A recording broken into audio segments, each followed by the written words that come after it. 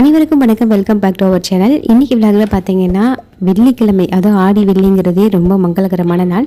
அந்த நாட்களில் பார்த்தீங்கன்னா அம்மன் வழிபாடு செய்கிறது ரொம்ப ரொம்ப விசேஷம். இன்றைக்கி பார்த்தீங்கன்னா வாராகி அம்மன் வழிபாடு தான் நம்ம வீட்டில் வந்து செஞ்சுருந்தோம். ஸோ வாராகி வழிபாடு எப்படி பண்ணணும் அப்படிங்கிறது தான் இந்த வீடியோவில் பார்க்க போகிறோம். ஒரு சிம்பிளான முறையில் நம்ம வாராகி அம்மனை வீட்டில் வச்சு வழிபடணும்னா எந்த மாதிரி முறையில் வழிபடலாம்.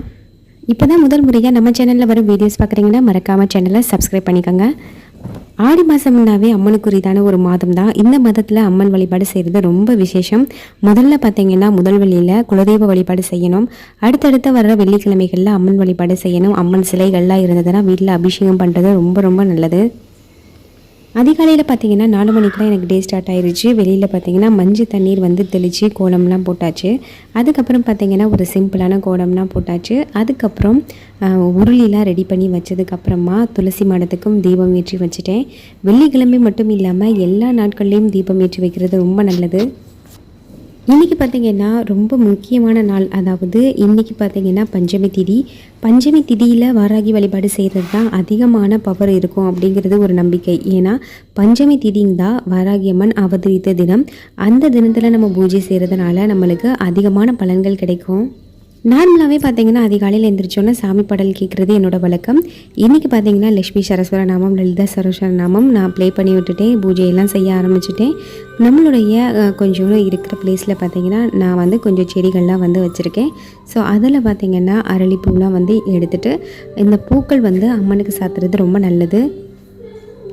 வாராகி அம்மனுக்கு செவ்வரளி மலர்கள், தாமரை பூக்கள் இந்த மாதிரியான பூக்களில் அர்ச்சனை செய்யலாம்.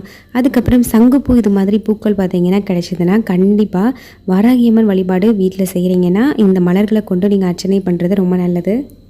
நம்ம வீட்டில் வாராகி வழிபாடு பண்ணுறீங்க அப்படின்னா முக்கியமாக கண்டிப்பாக கடைபிடிக்க வேண்டிய சில விஷயங்கள்லாம் இருக்குது. அந்த விஷயங்கள் என்ன அப்படிங்கிறதையும் பார்க்கலாம். வாராகி வழிபாடு வீட்டில் செய்கிறப்ப ஒரு தனி இடம் அமைச்சு அங்கே தான் நம்ம செய்யணும். அதாவது பூஜை அறை இருந்துச்சுன்னா பூஜை அறை சுத்தமாக இருக்கிற மாதிரி பார்த்துக்கணும். அம்மனுடைய படங்கள் இருந்ததுன்னா படம் வச்சு வழிபடலாம், விக்கிரகம் வச்சு வழிபடலாம், இல்லைன்னா ஜோதி வடிவத்தில் ஒரு தீபம் ஏற்றி கொண்டு வச்சு நம்ம வழிபடலாம். எந்த வழிபாடு செஞ்சாலும் விநாயகர் வழிபாடு செய்கிறது ரொம்ப முக்கியம். அதனால் நான் விநாயகர் சிலை, ஒரு வெள்ளி சிலை பார்த்திங்கன்னா அம்மனுக்கு கீழே வச்சுருக்கேன். லக்ஷ்மி அதுக்கப்புறம் வந்து விநாயகர் இருவரும் சேர்ந்துருக்க மாதிரி லக்ஷ்மி விநாயகர் சிலை தான் நான் வச்சு வழிபட்டிருக்கேன். அதுக்கப்புறம் அம்மனுக்கு பார்த்திங்கன்னா அரளிப்பூ வந்து சாத்திட்டு அதுக்கப்புறம் பஞ்சுத்திரி மாலை வந்து சாற்றியிருக்கேன். இந்த பஞ்சுத்திரி மாலை பார்த்திங்கன்னா அம்மன் சிலைகள் அம்மன் வழிபாடு செய்கிறப்ப வந்து இந்த பஞ்சுத்திரி மாலை போடுறது ரொம்ப நல்லது. அது மட்டும் இல்லாமல் நம்ம பார்த்திங்கன்னா ஆடி மாதத்தில் வழிபடும் பொழுது திருவிளக்கு பூஜை செய்கிறது ரொம்ப நல்லது. அதனால் இன்றைக்கி வந்து ரொம்ப நல்ல நாள். அதனால் திருவிளக்கு பூஜையும் இன்றைக்கி நான் பண்ணியிருந்தேன். விளக்குக்கு மஞ்சள் குங்குமம்லாம் இட்டதுக்கப்புறம் பூஜை வந்து தொடங்க ஆரம்பிச்சிட்டேன். திருவிளக்கு பூஜை செய்கிறதுக்கு திருவிளக்கு மந்திரங்கள் வந்து தெரிஞ்சதுன்னா அந்த மந்திரங்களை உச்சரிச்சுக்கிட்டே நம்ம பூஜை செய்யலாம். தெரியலனா கூட பரவாயில்ல, கூகுளில் பார்த்தீங்கன்னா திருவிளக்கு மந்திரம் இருக்கும். அந்த மந்திரத்தை உச்சரிச்சுட்டே வந்து நம்ம பூஜைகள் வந்து செய்யலாம். நான் அந்த மாதிரி முறையில் தான் பார்த்தீங்கன்னா பூஜை செஞ்சேன். அதே நேரத்தில் வாராகி அம்மன் வழிபாடையும் தொடர்ந்து செய்ய ஆரம்பிச்சிட்டேன். நெய்வேத்தியமாக பார்த்தீங்கன்னா வாழைப்பழம், அதுக்கப்புறம் ஃப்ரூட்ஸ் எல்லாம் வச்சு வெற்றிலை பாக்கு வச்சுட்டேன். நம்ம ஒரு சிம்பிளான நெய்வேத்தியம் கூட படைச்சு நம்ம வாராகி அம்மனை வழிபடலாம். அதுக்கப்புறம் ஆடி மாதம் ஸ்டார்ட் பண்ணாவே நம்ம சுமங்கலி பெண்களுக்கெல்லாம் பார்த்திங்கன்னா வளையல், வெற்றிலைப்பாக்கு, அதுக்கப்புறம் இந்த ப்ளவுஸ் பீட் இதெல்லாம் வந்து கொடுப்போம். அதே மாதிரி அம்மன் வழிபாடு செய்கிறப்ப இந்த மாதிரி பொருட்களை வச்சு நம்ம வழிபட்டுட்டு அந்த பொருட்களை நம்ம வந்து இறைவனை வணங்கிட்டு நம்ம எடுத்துக்கலாம். இல்லைன்னா அருகில் இருக்க சுமங்கலி பெண்கள் யாருக்காவது நம்ம கொடுத்துடலாம். அதுக்கப்புறம் பார்த்திங்கன்னா திருவிளக்கு பூஜை பார்த்திங்கன்னா ஒரு அரை மணி நேரம் வந்து செஞ்சுருந்தேன். திருவிளக்கே போற்றி அப்படிங்கிற மந்திரங்கள் வந்து ஒவ்வொன்றாக சொல்லிக்கிட்டே பார்த்திங்கன்னா பூக்களால் அர்ச்சனை செஞ்சேன். அதுக்கப்புறம் குங்குமம் அர்ச்சனையும் செஞ்சுக்கிட்டேன். தீபமேற்றி பஞ்சமி திதியில் பார்த்திங்கன்னா பிரம்ம முகூர்த்த வேலையில் வாராகி அம்மனை வழிபடுறது பார்த்திங்கன்னா ரொம்ப விசேஷம். அதுவும் முக்கியமாக செவ்வாய் வெள்ளிக்கிழமைகளில் பஞ்சமி திதியில் வழிபடுறது பார்த்திங்கன்னா நம்மளுக்கு முழு பலனும் கிடைக்கும். சப்த கன்னிமார்களில் ஒருவராக போற்றப்படுற வாராகி அம்மன் பார்த்திங்கன்னா தெய்வீக குணமும் அதுக்கப்புறம் விலங்கின ஆற்றலும் கொண்டவராங்க இருக்காங்க.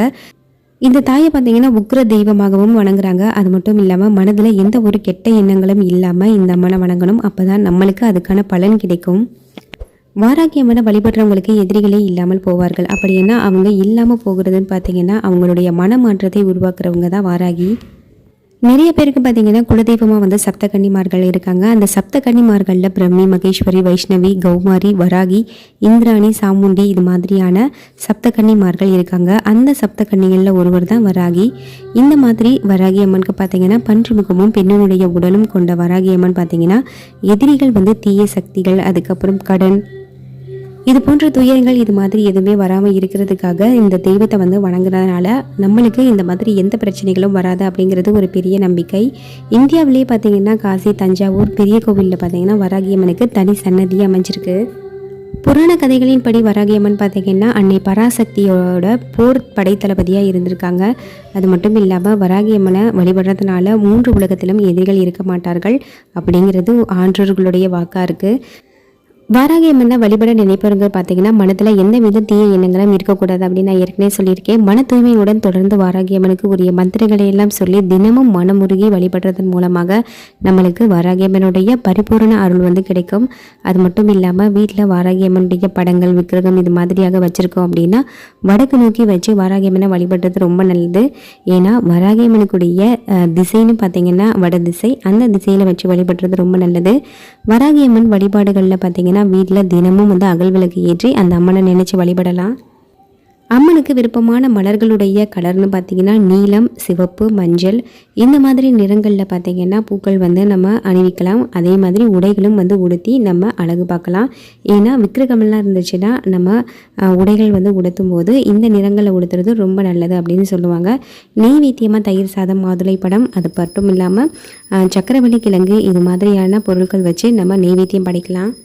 எந்த நட்சத்திரத்தில் வணங்குறது ரொம்ப நல்லதுன்னு பார்த்தீங்கன்னா 27 நட்சத்திரங்களில் கீர்த்திகை, பூரம், மூலம், ரேவதி நட்சத்திரங்களில் பிறந்தவர்கள் வாராகி அம்மனை வழிபடுறது பார்த்தீங்கன்னா நிச்சயம் வந்து அதிக அருள் அவங்களுக்கு கிடைக்கும் அப்படின்னு சொல்லப்படுது.